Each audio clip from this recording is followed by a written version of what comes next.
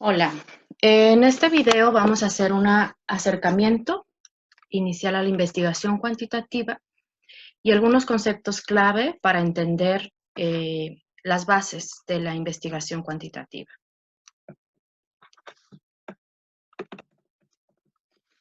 Primero, partimos de reconocer y contrastar la investigación cuantitativa respecto a la investigación cualitativa porque esta está fundamentada en el ámbito estadístico. Lo que busca hacer la investigación cuantitativa es analizar una realidad objetiva que es capturada a través de mediciones numéricas y se procesa con análisis estadísticos que nos generan conocimiento que nos permite definir predicciones, patrones del comportamiento de algún fenómeno o un problema que es planteado. Al igual que la investigación cualitativa, en la investigación cuantitativa también se plantea un problema, preguntas concretas y a partir de esas preguntas, ciertas hipótesis. Después recolectamos datos para comprobar esas hipótesis, pero la forma en que se recolectan los datos es a través de mediciones cuantitativas o pueden ser datos cualitativos, pero que son capturados y tratados como datos cuantitativos. Y a través de un análisis estadístico, entonces comprobamos o no las hipótesis. Para esto usamos experimentaciones también para hacer esta medición de transformaciones y buscamos encontrar análisis de causa o efecto o de correlación. Este es un proceso secuencial y deductivo, esto significa que los resultados de una fase, conforme van avanzando, dependen de lo que se hizo o se diseñó en las fases previas. Al final, la investigación cuantitativa lo que busca es lograr una generalización de resultados, es decir, que el conocimiento que obtengamos pueda ser generalizado para poder hacer predicciones, controlar fenómenos y elaborar réplicas con esta misma investigación. A diferencia de lo cualitativo, en donde buscamos la particularidad o lo que hace único a un fenómeno, a un suceso o a un actor. Aquí lo que buscamos es poder generalizar a más.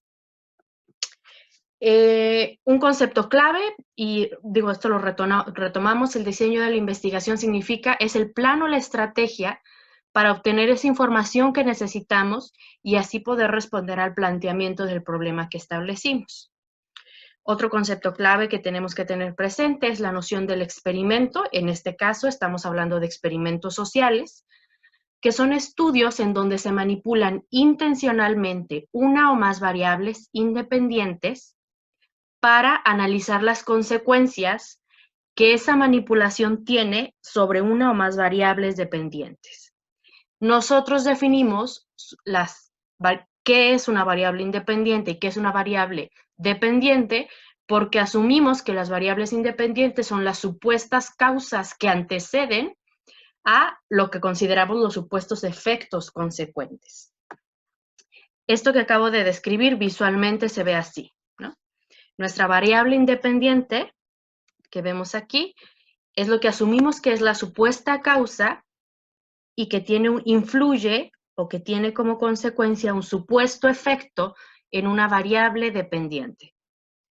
Así, nuestra variable independiente debe de ser algún tipo de tratamiento, un estímulo, una influencia o una intervención que al ser modificada va a generar un cambio en nuestra variable dependiente.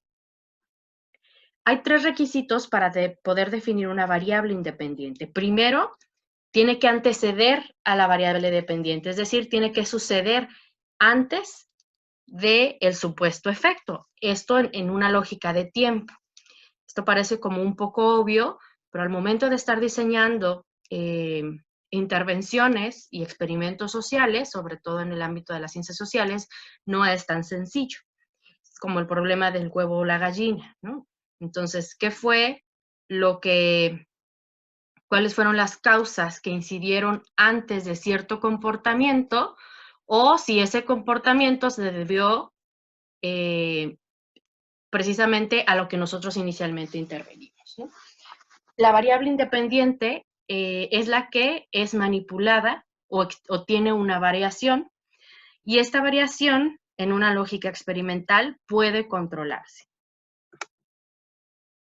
La variable dependiente, en contraste, no se manipula, solo la vamos a medir. Nosotros no vamos a hacer ningún cambio a la variable dependiente como experimentadores o investigadores, solamente vamos a observar y a medir qué es lo que sucede, cómo está su estado inicial y cómo se va transformando durante el proceso de intervención. Las variables independientes pueden tener distintos grados de manipulación. Puede ser tal cual presencia o ausencia, o más de 2 grados, o una combinación de modalidades. Si lo pensamos desde las ciencias exactas, o piénsenlo como en una lógica de tratamiento médico, la manipulación sería, por ejemplo, un medicamento que se da con una dosis, ¿no? Entonces, se da o no se da un tratamiento médico o depende del grado, la dosis con la que estás interviniendo. Y así vamos a ver efectos en nuestra variable dependiente. En este caso podría ser un padecimiento en un paciente y vamos a ver este tratamiento cómo influye en ese padecimiento o en ese síntoma en específico. Aquí es importante que la forma en que medamos la variable dependiente sea adecuada, válida y confiable. Ya vamos a ver cómo podemos ir logrando esto.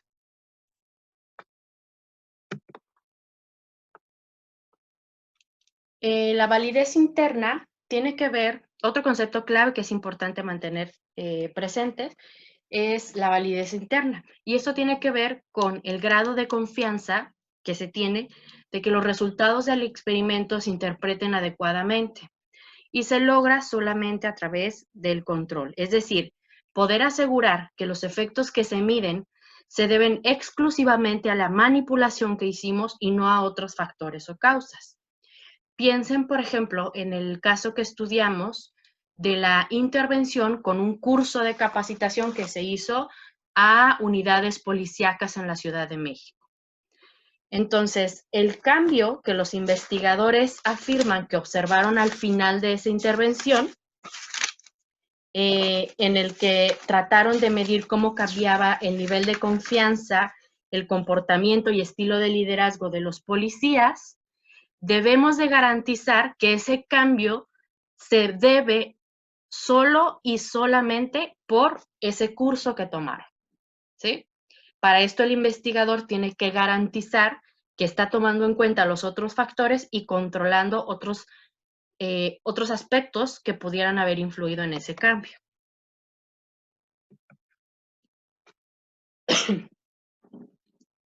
Esto significa que tenemos que contener la influencia de otras variables extrañas en las variables dependientes para conocer en realidad si las variables independientes que nos interesan tienen o no efecto en las dependientes. Un ejemplo aquí sería, imagínate que en ese mismo caso, volviendo al ejemplo de los policías, que tomaron este curso sobre efectividad, resiliencia y confianza, imagínate que además de ese curso o ese taller que tomaron, en el transcurso de la intervención se les ofreció un bono económico para que se incrementaba su sueldo si reportaban o si se eran observados cambios en su conducta. Si esa intervención se genera, es decir, el aumento de sueldo, los bonos económicos son otra intervención. Y si sucediera a la par, entonces ya no podríamos saber en realidad cuál fue, si el cambio positivo que se percibió o no en los policías tuvo que ver o con el curso o con el incremento de sueldo. Entonces tenemos que controlar esas variables externas para poder asegurar que A produjo B, ¿sí? Hay muchas explicaciones rivales o fuentes de invalidación interna cuando diseñamos un experimento social. Aquí están algunas de ellas, no voy a explicarlas todas, pero brevemente, esta historia que tiene que ver con el récord o con tener como noción de cómo ha ido evolucionando a lo largo del tiempo y no solo a partir de la medición inicial, el fenómeno que estamos analizando. Maduración, inestabilidad del instrumento de medición, inestabilidad del ambiente experimental, administración de pruebas, instrumentación, regresión, selección, mortalidad, difusión de tratamientos, compensación o conducta del experimentador. Maduración tiene que ver con que una vez, cuando nosotros somos expuestos a un tipo de medición, por ejemplo, al cuestionario que esos policías recibieron, si el diseño del experimento si implica la aplicación a lo mejor 2 o 3 veces del mismo cuestionario, es probable que el policía, la persona, ya solo vaya como tomando conciencia de cuáles son, entre comillas, las respuestas correctas, y entonces eso va a ir generando cambios en la forma en que él responde, pero no necesariamente en la forma que cambiaron sus percepciones, opiniones o comportamientos. Inestabilidad del instrumento de medición tal cual es cuando la herramienta con la que recolectas está cambiando, no utilizas la misma encuesta o no utilizas la misma forma de medición, y esto genera también, es una fuente de invalidación externa. La forma en que se administran las pruebas, incluso, por ejemplo, si un día lo aplicaste por la mañana o en fin de semana, o alguna vez fue presencial y otra fue en línea, toda esa inestabilidad puede generar variaciones que le restan validez interna a nuestro experimento. La conducta del experimentador, es decir, del que recolecta, interactúa con la persona, también puede generar, si es una persona más hostil que genera más confianza, eso puede hacer que cambie los resultados, pero no necesariamente por el experimento, sino por el que estaba recolectando la información. Y selección, en este caso, por ejemplo, sería que al momento de seleccionar a los policías que participaron o que fueron parte de este estudio, hubo por ahí algún sesgo desde antes del diseño que hizo que los resultados así se generaran. Por ejemplo, a lo mejor que hubieran elegido solo policías que tenían ya más de 3 reportes de la ciudadanía o quejas por la ciudadanía. Entonces ya estás hablando que hay un sesgo desde antes que nos dice estamos partiendo de aquí, ¿sí? Bien, ¿cómo podemos lograr o proteger la validez interna de nuestros experimentos? Hay dos grandes vías. Uno son los grupos de control y otro es la equivalencia de los grupos en todo, excepto en la manipulación o la intervención. Los grupos de control ya veíamos que significa que, además de los grupos en donde tú vas a intervenir o a generar esa modificación de la conducta, tienes un grupo que es equivalente, pero en el que no va a haber manipulación ni intervención. Solamente lo vamos a observar y medir tal cual como está al inicio y al final del tratamiento que recibieron los otros, pero no ellos. Ese es un grupo de control y que nos permite crear un escenario contrafactual de qué hubiera sucedido si no hubiera existido esta intervención o tratamiento o modificación. Y el otro aspecto que tiene que ver con la equivalencia de los grupos en todo, excepto en la manipulación o intervención, nos ayuda precisamente a garantizar que el cambio que observemos después de la intervención se debe a esa intervención y no a otras características que ya tenía el mismo grupo.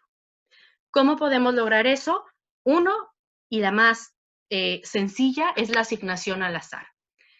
El hecho de que tú tengas la posibilidad de que entre toda tu grupo o toda la muestra completa que estás utilizando para tu estudio, si tú puedes asignar aleatoriamente quién es grupo control y quiénes van a recibir una intervención, solamente el azar nos asegura probabilísticamente que 2 o más grupos van a ser equivalentes entre sí.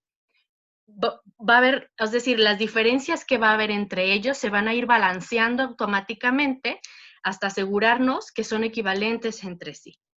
Y esa es la forma más sencilla.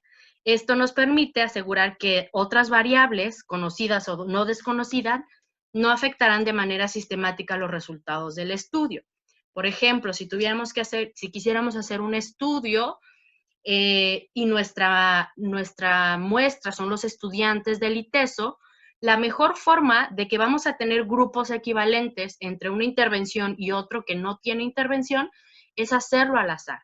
Y si tú lo haces al azar completamente, Esto nos garantiza que va a haber más o menos un equilibrio suficiente entre hombres y mujeres, entre gente que está entre los primeros semestres y los últimos semestres, entre carreras de ciencias sociales y ciencias, ingenierías, por ejemplo, entre alumnos que tienen alto promedio o bajo promedio de calificación. El azar en automático nos permite garantizar esto. Ahora, no siempre podemos hacer selección al azar. Hay varias circunstancias que ya veremos en el siguiente video que no lo permiten. Y entonces, en ese caso, lo que haces tú como investigador o como encargado del experimento social es buscar el emparejamiento. ¿Qué significa esto? Que tú vas a buscar igualar a los grupos en relación con alguna variable específica que tú crees que puede influir de modo decisivo en la variable dependiente, ¿sí? Entonces, no significa que vamos a garantizar que los grupos sean iguales en todo, edad, género, carreras. Es imposible garantizar que haya un emparejamiento total. Pero lo que sí podemos hacer es que nosotros como investigadores seleccionemos una variable específica que creemos que puede ser decisiva en observar los cambios entre los dos grupos.